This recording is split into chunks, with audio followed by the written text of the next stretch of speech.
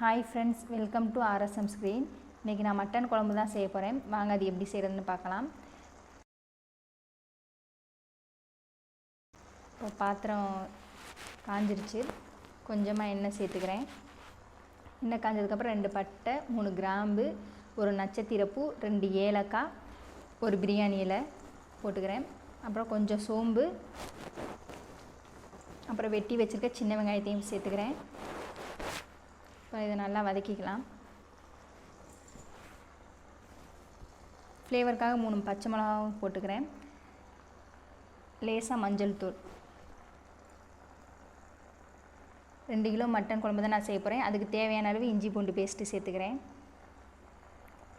இஞ்சி பூண்டு பேஸ்ட்டு பச்சை வாசனை போகிற அளவுக்கு வதக்கிட்டு 2 மீடியம் சைஸ் தக்காளி அதையும் சேர்த்துக்கிறேன். இப்போ தக்காளி நல்லா வதக்கட்டும். இப்போ தக்காளி நல்லா வதங்கினதுக்கப்புறம் நம்ம வாஷ் பண்ணி வச்சுருக்க மட்டனையும் சேர்த்துக்கலாம். நான் 2 கிலோ அளவுக்கு மட்டன் எடுத்திருக்கேன்.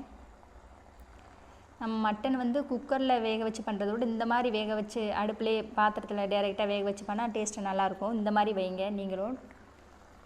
இப்போ மட்டன் நல்லா கிண்டி விட்டாச்சு. வெங்காயம் தக்காளியோட மிக்ஸ் ஆகிற அளவுக்கு கிண்டி விட்டு ஒரு தண்ணி எதுவும் சேர்க்காமல் மூடி போட்டு வேக வச்சுக்கலாம்.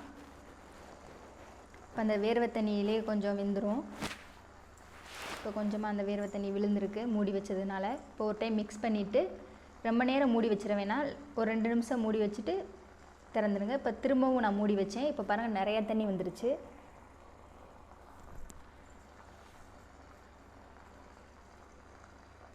இப்போ நல்லா மிக்ஸ் பண்ணிவிட்டு இப்போ மட்டன் வேகிற அளவுக்கு தண்ணி விட்டுக்கலாம். நம்ம ஆரம்பத்துலேயே தண்ணி விடாமல் ஸ்டார்டிங்லேயே தண்ணி விடாமல் ஒரு 10 மினிட்ஸ் மூடி வச்சுட்டு அந்த வேர்வை தண்ணி வந்ததுக்கப்புறம் ஒரு டைம் கிண்டி விட்டுட்டு அதுக்கப்புறமா நம்ம மட்டன் வேகிற அளவுக்கு தண்ணி சேர்த்துக்கலாம். இப்போ மூடி வச்சுக்கலாம். மட்டன் நல்லா வேகட்டும். ஊடால ஒரு டைம் மூடியை திறந்து மிக்ஸ் பண்ணிக்கலாம். இப்போ நான் திரும்பவும் மூடி வச்சுக்கிறேன். மிக்ஸ் பண்ணியாச்சு, மூடி வச்சுக்கிறேன். திரும்ப ஒரு டைம் மூடியை திறந்து மட்டன் வெந்துருச்சான்னு செக் பண்ணிக்கிறேன்.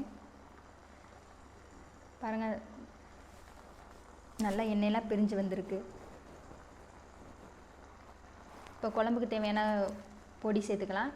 இது நாங்கள் மல்லித்தூள் மிளகாத்தூள் 2 சேர்த்து அரைச்ச பொடி தான். இது எங்கள் காரத்துக்கு தகுந்த மாதிரி சேர்த்துக்கோங்க. நான் எங்கள் காரத்துக்கு தகுந்த மாதிரி சேர்த்துக்கிட்டேன். இப்போ நான் 4 ஸ்பூன் மிளகு, 3 ஸ்பூன் சீரகம், 2.5 ஸ்பூன் சோம்பு சேர்த்து 3 பவுடர் பண்ணி மிக்சியில் அரைச்சி வச்சுருக்கேன்.